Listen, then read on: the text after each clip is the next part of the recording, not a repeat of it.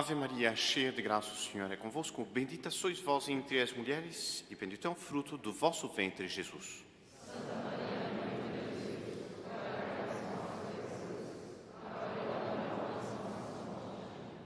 Sentem-se, por favor.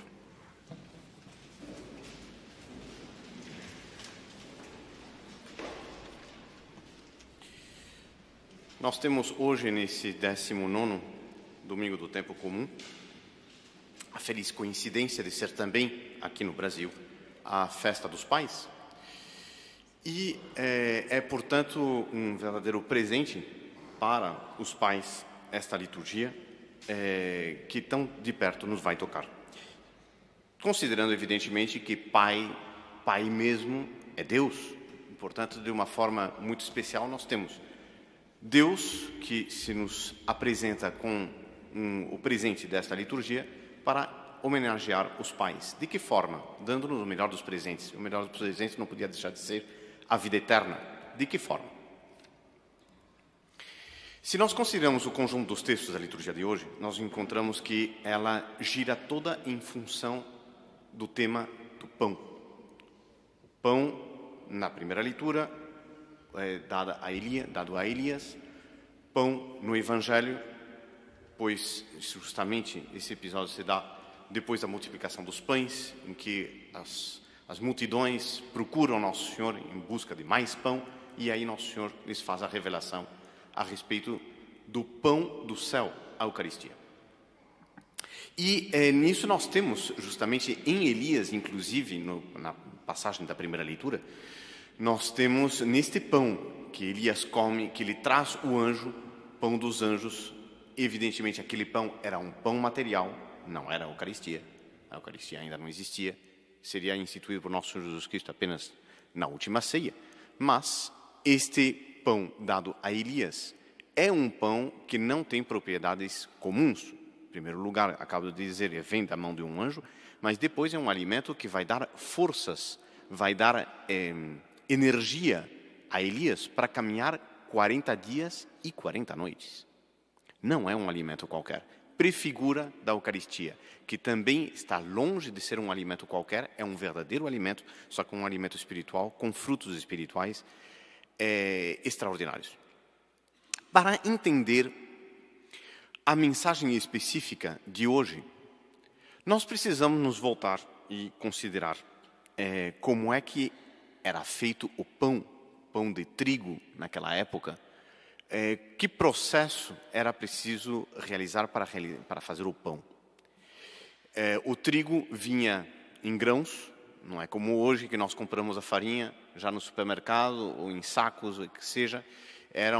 Vinha em grãos, a gente comprava o grão natural, grão inteiramente já vindo como ele tinha saído da espiga.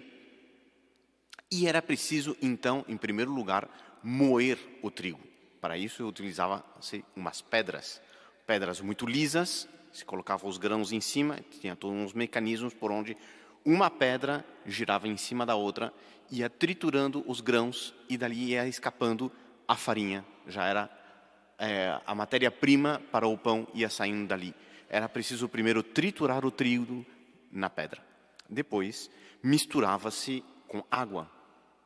E a água, ou azeite, tem a finalidade de aglutinar aquelas poeiras de farinha e formar uma única massa compacta. Mas essa massa compacta não dá para comer. Essa massa compacta, o que a gente faz? Coloca no fogo, coloca no forno, coloca no calor, e aí então é que cozinhando-se o pão se tornava próprio para ser alimento. E este tríplice aspecto da pedra, da água e do fogo tem uma aplicação para a realidade do corpo místico. Todos nós formamos um corpo, um grande corpo, do qual nosso Senhor Jesus Cristo é a cabeça. Este é um dos grandes ensinamentos de São Paulo, grande apóstolo do corpo místico, um daqueles que mais vai desenvolver esta temática. E, portanto, nós somos como Grãos de trigo, cada um de nós é como um grão de trigo. Nosso Senhor Jesus Cristo no Evangelho vai se referir a essa metáfora, inclusive, dizendo que se o grão de trigo não morre, não dá fruto, cada um de nós é um grão de trigo.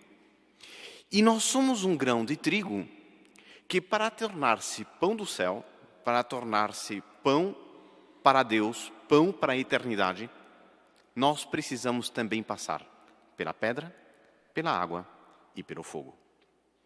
Todo homem passa por isto. E a pedra pode representar para nós os sofrimentos pelos quais todos nós passamos. Não existe essa ilusão que às vezes nós nos criamos ou que outros procuram nos convencer de que a gente vai conseguir atravessar a vida, mais ou menos como uma corrida de obstáculos, em que a gente sempre encontra uma saída de último momento e que a gente vai conseguir não pular o obstáculo que está na nossa frente. Isso é estupidez, porque se a gente escapa de um, a gente vai cair em outro pior. Se a gente foge do tronco que atravessa a nossa estrada e a gente, então, não quer o trabalho de tirar o tronco que está no meio da estrada, a gente vai cair no barranco, que é pior do que o esforço de tirar o tronco. E a vida é assim. A nossa vida é coalhada de sofrimentos. Nós temos muitos sofrimentos. E, aliás, esses sofrimentos são os que vão amadurecendo a nossa alma. Não há nada pior se isso pudesse existir. Não haveria nada pior do que um homem que chega à ancianidade sem nunca ter sofrido. Seria um bolo que nunca passou pelo fogo. É uma massa cru, porque aquilo não foi cozinhado, não foi preparado, não maturou. É uma fruta que cresceu na ponta de uma árvore, nunca pegou uma gota d'água de chuva, nunca pegou um raio de sol. É uma fruta que não tem gosto e não serve para nada. A água. A água, quantas vezes é assemelhada nas Escrituras à graça? E acontece que nós podemos sofrer muito. Todos nós sofremos muito. Mas acontece que se não vem a graça para sustentar-nos na hora do sofrimento, se a nossa alma não se abre à graça, nós sofremos, mas sofremos mal. O que é sofrer mal? Não aproveitar o sofrimento. Como é que a gente não aproveita o sofrimento? Levantando-se contra a vontade de Deus, revoltando-se, amargurando-se, azedando-se, ficando revoltado com a própria, inconformado com a própria situação, com os próprios sofrimentos. E a gente não se dá conta que o sofrimento é uma coisa que atinge a todo mundo, que há uma finalidade mais alta, mais bela, justamente é o papel da liturgia nos apresentar isto hoje, que o sofrimento tem uma razão de ser, existe uma didática. Todos nós que sofremos, do outro lado do sofrimento, saímos engrandecidos, saímos com mais experiência, saímos mais preparados. E quando nós nos revoltamos, nós fazemos o papel de alguém que passa por uma prova, passa por um estudo, mas não passa pelo teste, não passa não aprova o fim do ano. E muitas vezes nós fazemos junto ao sofrimento este papel. Deus nos manda isto, mas nós não aproveitamos bem. Por que nós não aproveitamos bem? Porque condição para aproveitar bem o sofrimento é termos a graça. A graça é que vai suavizar tudo, como a água suaviza as coisas. Quantas vezes a gente tem uma ferida e para essa ferida sarar a gente precisa lavar a ferida. A água ajuda a cicatrização, assim também a graça dentro da alma. Nós precisamos, portanto, nos encher de graças e este é o papel da água. Mas o papel da água vai ter também uma outra razão de ser. Ela vai ajudar a aglutinar. A graça é que, penetrando nas almas, vai formar de todos nós um só corpo, um só espírito, uma só fidelidade, uma só igreja debaixo de nosso Senhor Jesus Cristo enquanto cabeça. E o fogo? Bem, o fogo, evidentemente, é por excelência a figura do sofrimento, a figura que queima. Sim, mas nós não esqueçamos que o fogo também é símbolo do Espírito Santo e é símbolo, portanto, também da santificação, mas também da purificação.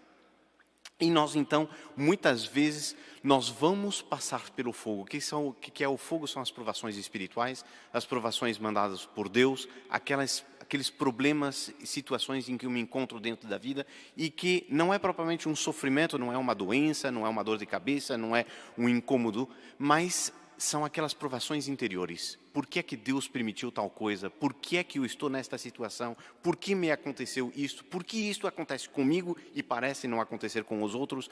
Porque eu que tenho fé, tento seguir a Deus, me acontecem coisas ruins, eu olho para gente que não segue a Deus, não crê em Deus, não segue as leis de Deus e parece que tudo para eles acontece facilmente. São as provas, são as provações, é o fogo. Pois bem, dentro do fogo é que justamente nós somos purificados e unidos a Deus. Este é realmente aquilo por onde nós mais nos unimos a Deus, é dentro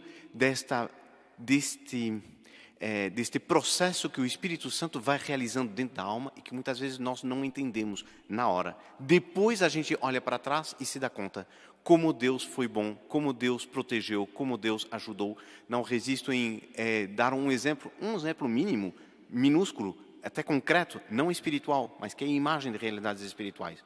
Nós tivemos há pouco aquele desastre daquele avião que caiu. E víamos alguns depoimentos de pessoas que na hora de embarcar no avião ficaram muito zangadas, muito inconformadas por não poder ter subido no avião. Mal sabiam eles que esta atitude era o que ia salvar a sua vida. E isto, mas é que foi um funcionário, foi enfim, a questão da agência. Sim, mas por detrás de tudo isso existe a mão de Deus. Quem sabe se aquela pessoa estava preparada para morrer, de repente não? Quem sabe se aquela pessoa, Deus esperava ainda alguma ação, algum trabalho para a sua glória? Quem sabe se esta pessoa deveria ainda fazer apostolado ou fazer o bem para outros e que ainda não tinha tido esta oportunidade? Então, Deus, os anjos da guarda, se conchavam, se organizam e fazem a pessoa perder o avião. A gente diria desastre, salvação. E assim, muitas coisas que acontecem conosco nós não entendemos na hora, nós vamos entender depois. Pois bem, dentro dessa liturgia nós encontramos o símbolo da pedra em Santo Elias. A história de Santo Elias é muito bela, é muito longa, mas ele acaba de passar por grandes acontecimentos. Ele se enfrentou à idolatria, o povo de Israel estava completamente fora dos trilhos da lei de Deus, estava afastado da santidade, afastado do amor a Deus. Ele faz uns grandes milagres, mas depois é perseguido. É uma vida que parece não ter sentido. E depois de ter feito o máximo bem para o seu povo, que era demonstrar que Deus, Senhor Deus dos exércitos, era o Deus verdadeiro, ele depois é perseguido justamente por causa disso. Então, ele fez o bem, mas depois é perseguido, tem que fugir, mas ele foge para o deserto. No deserto não tem o que comer, parece que ele vai morrer. Ele então se entrega nas mãos de Deus. Deus diz, não, agora vai comer. Ele come, mas isso não tem solução. Aí aparece um outro anjo, lhe dá de novo de comer, caminha, ele vai caminhar, vai se encontrar com Deus. É uma vida toda feita de lutas e de sofrimentos. A primeira leitura nos apresenta a pedra. Na segunda leitura, nós encontramos a água. Na segunda leitura, nós encontramos São Paulo nos tratando a respeito justamente do corpo místico, de como nós nos devemos comportar dentro do corpo místico. E nos dá conselhos muito importantes, porque toda vez que nós agimos mal, toda vez que nós fazemos o mal a outro, toda vez que nós nos portamos mal para com Deus, nós estamos contristando o Espírito Santo, nós estamos dando tristeza para Deus. Nós estamos ofendendo a Deus. Deus é ofendido e este pecado pesa sobre nós depois. E vai pesar na consciência, e vai pesar depois nas coisas que nós fazemos. A graça se retira, se o nosso pecado é grave. Essa graça vai se retirar da nossa alma. Nós vamos ficar débeis, vamos ficar fracos, vamos ficar expostos a tentações, vamos ficar expostos a desastres ainda maiores. Se nós não procuramos logo o tribunal da confissão, onde nós vamos reconciliar-nos com Deus. E por isso, Ele nos adverte, não contristeis o Espírito Santo. E aí ele dá exemplos: amargura, irritação, cólera, gritaria, injúrias. Aqui eu devo pensar um pouco, será que eu não me encontro contemplado aqui? Será que eu tenho sempre para com os outros um trato ameno? Será que eu sempre aguento as coisas com paciência, com resignação, com tranquilidade? Será que eu cedo à ira, à cólera, quando o meu egoísmo, quando os meus caprichos, o meu amor próprio está em cena? Ou será que eu só me tomo de cólera, santa cólera, quando o nome de Deus é ofendido, quando a igreja é perseguida? Onde está, como são as minhas reações? E será que eu dou sempre o bom exemplo que eu deveria dar? Já que hoje é Dia dos Pais. O pai é o máximo exemplo da família. É o ponto monárquico para onde todo mundo olha. O que ele faz, todo mundo vai procurar imitar. Ele fazendo o bem, dando o exemplo do bem, ele é uma presença viva de Deus no lar. E ele ensina pelo seu próprio exemplo, às vezes sem precisar dizer uma palavra. Às vezes, pelo contrário, ele dá um mau exemplo, e aí não adianta nem sequer pregar a palavra de Deus, porque ele exige uma coisa pela sua palavra que ele não cumpre pelo seu exemplo. Então, isto nos chama a atenção. Nós devemos recorrer à graça de Deus, porque sem a graça de Deus nós não temos forças para isso. Nós não vamos conseguir colocar isso em prática. Mas o que nós devemos fazer? Tudo isso deve desaparecer do meio de vós. Sede bons uns para com os outros, sede compassivos. Isso é sempre que o meu amor próprio está em jogo, o meu amor próprio está em cena. Sempre que há algo pessoal que eu possa ceder, eu devo ceder em favor dos outros. Diferente é quando está em cena ou a igreja, ou as verdades da fé, ou o nome de Deus. Mas não é disso que ele está tratando. E, portanto, nós devemos ser imitadores de Deus como filhos que Ele ama. Agora, depois, nós encontramos a nosso Senhor Jesus Cristo no Evangelho. Ele, em outro trecho, nos vai dizer que Ele veio trazer o fogo do céu e quer que este fogo arda. E hoje Ele vai nos dizer que Ele é o pão da vida.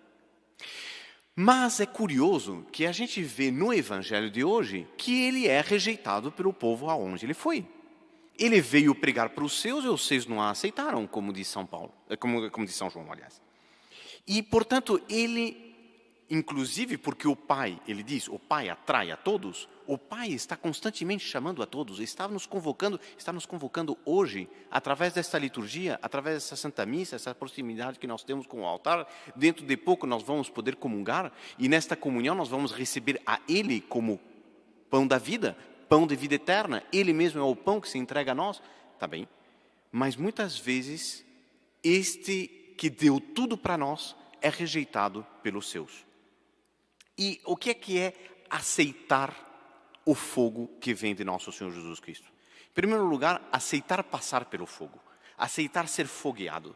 É aceitar de passar pelos sofrimentos que Deus nos manda, que visam nos purificar de nossos defeitos, para inteiramente imaculados, estarmos prontos para gozar da felicidade eterna. Aceitar, em segundo lugar, ser purificados, que sejam arrancadas as maldades de dentro de nós. Quanta maldade nós temos. Se nós paramos para pensar um pouco com honestidade, nós vamos encontrar a quantidade de falhas que nós cometemos. Destas falhas devemos ser purificadas. Esta purificação é o fogo da provação que Deus nos manda. Em terceiro lugar, nós devemos aceitar ser transformados. Nosso Senhor utiliza várias expressões. Nós temos uma expressão da Escritura que é trocar o nosso coração de pedra por um coração de carne. Nós poderíamos dizer que deveríamos colocar de coração com o nosso Senhor Jesus Cristo. E então é trocar o nosso coração de pedra por um coração de fogo, que é o coração dele, nosso Senhor Jesus Cristo. Mas isto nós devemos aceitar ser transformados. E o grande obstáculo para isso é que muitas vezes nós queremos continuar sendo nós mesmos. Que Deus me aceite como eu sou. Eu fiz tal opção, fiz tal decisão, quero ser assim, não quero mudar e quero que Deus me aceite assim como eu sou. Deus me aceitará como eu sou se eu for santo. Porque nosso Senhor Jesus Cristo nos diz, sede santos porque vosso Pai é santo. Se nós queremos ir para a morada do Pai, devemos ser santos como o Pai é santo. Por isso devemos deixar-nos ser transformados. Transformados de quê? Em santidade. Aí então nós nos tornamos trigo de Deus e pão de Deus. Por incrível que pareça, isto é muito mais fácil do que o demônio nos pinta. Porque na realidade a graça de Deus está constantemente nos perseguindo. Deus nos dá a graça, Deus nos dá os sacramentos, nos dá o auxílio da igreja, nos dá os ensinamentos, nos dá a doutrina dele, nos dá bons conselhos, nos dá bons exemplos. O que é que Deus não nos dá? E então, na realidade, é muito mais deixar-se levar, deixar-se conduzir por aquilo que Deus faz na nossa vida e, portanto, não insurgir-nos contra aquilo que acontece. Muitas vezes aquilo que nós julgamos que é ruim para nós, mas que Deus promove, deixar-se conduzir, deixar-se levar por Ele e recorrer à graça dEle, recorrer pedindo, rezando, através da nossa oração, nós conquistamos de Deus todas as graças necessárias, as forças necessárias para passar bem pela pedra, pela água e pelo fogo. Então, nós temos aqui uma liturgia que é muito rica, muito bela, muito cheia de aplicações, própria a fazer-nos pensar. O que falta para mim ser trigo de Deus? O que falta para mim ser aquele pão saboroso, doce, inteiramente pronto, quentinho, pronto para entrar no céu? O que me falta para isto? Pois é justamente por causa disso que nos é dado o tempo. Deus nos dá o tempo porque Ele sabe que nós somos fruto de um processo. O pão não se faz num minuto. O pão que se faz em 1 minuto não é um pão saboroso. Se a gente conseguisse fazer um pão em 1 minuto, seria um pão sem sabor. O pão, para ser bom, precisa passar por uma elaboração. E essa elaboração exige tempo. Este tempo é o tempo que Deus nos dá. Mais uma vez a pergunta, o que nós fazemos do nosso tempo? Aproveitamos bem o nosso tempo para passarmos pela pedra, pela água, pelo fogo? Deus ainda nos deu o tempo. Estamos todos vivos, graças a Deus. E com o tempo que nós temos ainda pela frente, até o momento do nosso encontro com Deus, é tempo ainda de aceitar passar pela pedra, deixar-se amoldar pela água da graça e passar pelo fogo da transformação, pelo fogo do amor de Deus que nos transforma e nos prepara para o céu.